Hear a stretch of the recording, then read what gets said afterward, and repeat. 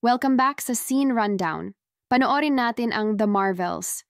Nagsisimula ang pelikula bilang isang fleet ng mga barko ng Kree na natapos na sirain ang isang planeta bago dumaan sa isang portal na kilala bilang isang jump point. Ang mga kontrabida ay pumunta sa buwan, kung saan ang kanilang pinuno, si Dar-Ben, ay nagbukas ng isang sisidlan na naglalaman ng isang quantum band na mukhang pamilyar na bangle. Matapos malaman ni Dar-Ben na mayroong isa pa, iniisip niya kung sino ang meron nito. Sa Jersey City, si Kamala Khan Ms. Marvel ay nagpapantasya tungkol sa isang team-up kasama si Carol Danvers Captain Marvel.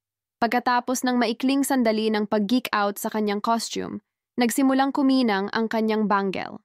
Pagkatapos, sa isang iglap, lumilitaw na nagkamali at nawawala si Kamala. Mas maaga sa araw, si Carol ay nakasakay sa isang ship na sinusubukang tingnan ang mga alaala na ninakaw mula sa kanya ng Kree. Siya na rin ngayon ang nag-aalaga kay Flurk and Kitty Goose. Nakipag-ugnayan si Carol kay Nick Fury mula sa kanyang istasyon ng Saber na binanggit na nakikipagtulungan sa kanila si Monica Rambeau upang imbestigahan ang isang anomalya. Nagulat si Carol nang marinig ang tungkol kay Monica. Nakalimutan niyang bata pa siya noong huling nakita siya ni Carol. Lumipad si Carol papunta sa buwan at nakita ang jump point na binubuksan pa rin sa ibabaw ng crater. Nakahanap siya ng ebidensya na nag-uugnay sa anomalya sa Kree, partikular kay Dar-Ben. Habang nangyayari ito, nilapitan ni Monica ang anomalya gamit ang sarili niyang kapangyarihan, na lumilikha ng gusot na nakakaapekto sa kanya, kay Carol at kay Kamala. Napalitan si Kamala sa suit ni Monica, habang si Monica ay napunta sa buwan at nag-crash naman si Carol sa kwarto ni Kamala.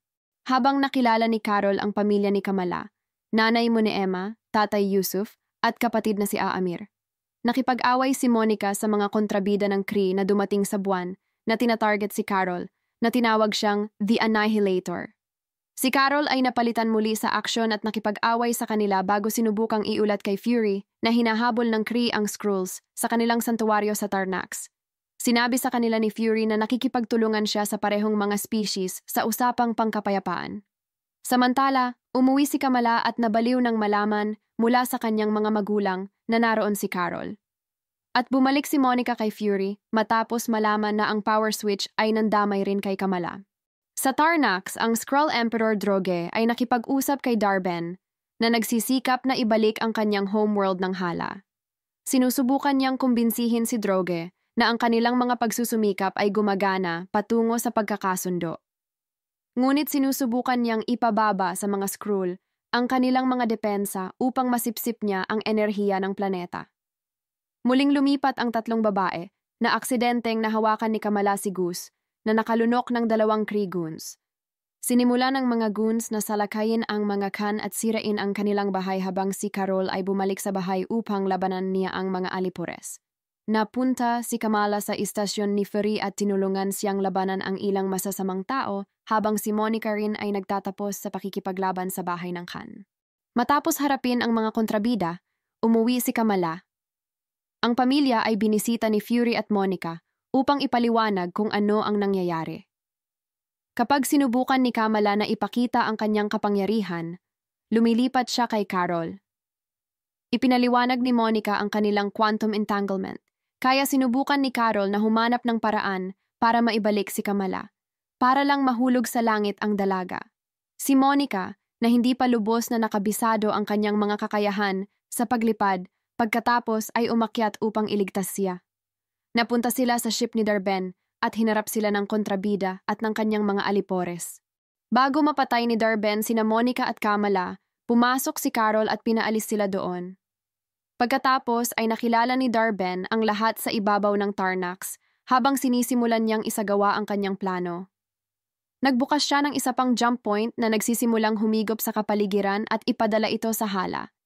Ang 3 Marvels ay lumikas sa Skrulls. Sumakay sa kanila sa kanilang ship habang ang Tarnax ay bumagsak sa mga guho. Ang Kree ay bumalik sa Hala na ngayon ay nakakahinga na muli. Ipinaalala ni Dar-Ben sa kanyang mga tagasunod na si Carol ang may pananagutan sa kanilang pagbagsak. Pagkatapos niyang sirain ang Supreme Intelligence, humantong sa Kree Civil War na nagresulta sa pagkawasak ng planeta. Habang nilalayon niyang ibalik ang araw sa Hala, binabalaan siya ng kanyang pangalawang in command na si Tyrone. kailangan ang enerhiya mula sa iba pang quantum band na maaaring makasira sa kanya. Nakipag-ugnayan si Carol kay Valkyrie at pinapakita siya sa pamamagitan ng Bifrost para ma-escort niya ang scrolls sa New Asgard para sa kanlungan. Pagkaalis nila, sinalubong si Carol ni Monica upang ayusin ang isang bagay sa ship. Ipinahayag ni Monica ang kanyang sariling damdamin kay Carol dahil sa matagal na hindi nila pagkikita. Kasama ni Kamala, sinubukan ni Carol na subaybayan ang Darben, gamit ang teknolohiya na magbibigay daan sa kanila na makita ang mga alaala ng isa't isa. Dahil nga nakakita si Kamala ng mapa at mga coordinates sa ship ni Darben. Sa oras na iyon, nakita ni Monica ang isang alaala ng kanyang ina na si Maria. Siya ay nakikipag-usap kay Carol habang siya ay namamatay mula sa cancer at si Monica ay kasama sa blip. Ang sandali ay nagpapatunay ng labis para kay Monica, kaya sinira niya ang link. Hinila ni Kamala ang dalawang babae para sa isang nakakaaliw na hug. Sa pagpapatuloy ng kanilang trabaho, tinutukoy ng mga kababaihan, unofficially nakilala ngayon bilang The Marvels, na si Darben ay patungo sa planetang alad na sa tabi upang sumipsip ng kanilang mga karagatan. Habang papunta sila roon, nalaman ni Kamala na ang kanyang pamilya ay inaalagaan ni Fury. Sinabihan ni Muniba sina Carol at Monica na alagaan ang kanyang anak. Bago pumunta sa planeta, ang mga Marvels ay nagtutulungan upang subukan kontrolin ang kanilang switching problem. Sa alad na, ang mga naninirahan ay nakikipag-usap sa pamamagitan ng kanta. Ipinahayag ni Carol kina Monica at Kamala na siya ay teknikal na prinsesa ng mga tao. Ito ay dahil sa pagtulong niya kay Prince Yan, Park Seo-joon, sa mga legal na issue. Nakipag-usap si Carol kay Yan at sinubukang humingi ng tulong mula sa kanyang hukbo sa pakikipaglaban kay Darben, habang sinusubukang protektahan ang kanyang mga tao mula sa kanyang pag-atake. Ang isang labanan ay naganap nang ang mga Kree ay dumating sa pamamagitan ng mga jump point. At ang hukbo ni Yan ay pumasok kasama niya na pinamunuan sila. Hindi kayang puruhan ni na Carol at Monica si Darben nang hindi kumikislap o switching ang kanilang mga kapangyarihan. Nakita ni Darben na hawak ni Kamala ang isang bangle, ngunit nabigo siyang mahuli. Binuksan niya ang jump point na nagsisimulang sumipsip ng tubig ng planeta at ipinadala ito sa hala. Pagkatapos ay lumipad ang mga Marvel, umiiwas sa mga fighters ng kaaway bago mag-teleport sa ibang lugar. Sinabi ni Carol kay Monica at Kamala na kasalanan niya kung bakit nangyayari ang lahat pagkatapos niyang sirain ang Supreme Intelligence.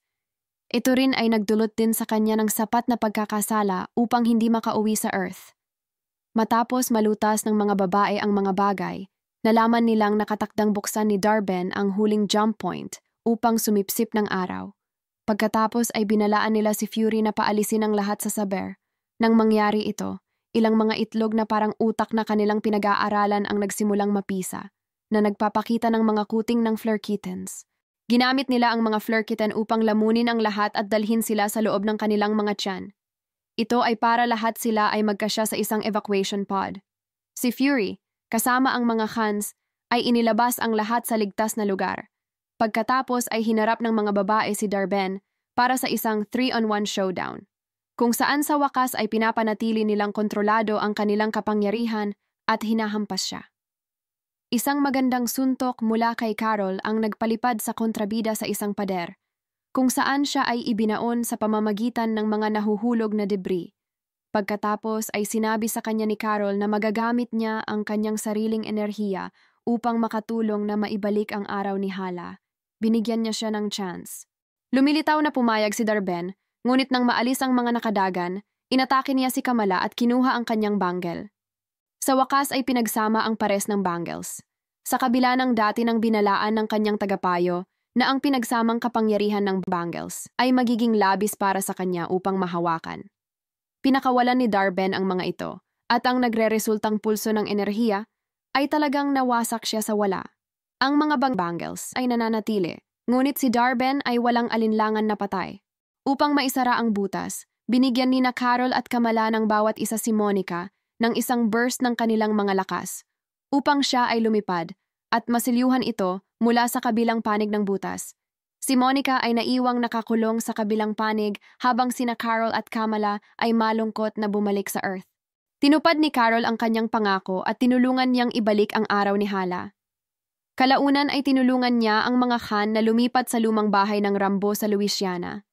Nakipag-bonding si Kamala sa kanyang idolo habang iniisip nila kung ano ang kanilang mga susunod na galaw. Sa New York, ginagamit ni Kamala ang Fury's tech para mangalap ng intel kay Kate Bishop, Hailey Steinfeld. Sinusubukan niyang gayahin si Nick Fury at i-recruit siya tulad ng ginawa niya Nick kay Tony Stark noon, na nagtatakda ng entablado para sa Young Avengers. Sa panahon ng mga kredito, nagising si Monica sa isang kama at sinalubong siya ng tila si Maria. Nang tawagin siya ni Monica bilang kanyang ina, mukhang hindi siya nakikilala ni Maria. Pagkatapos ay nakilala si Monica ng walang iba kundi si Hank McCoy Beast na tumutukoy kay Maria bilang binary. Pagkatapos ay nalaman ni Monica na siya ay nasa loob ng X-Mansion at sinabi ni Beast na si Charles ay humihingi ng mga update. Thank you for watching. Please subscribe for more videos.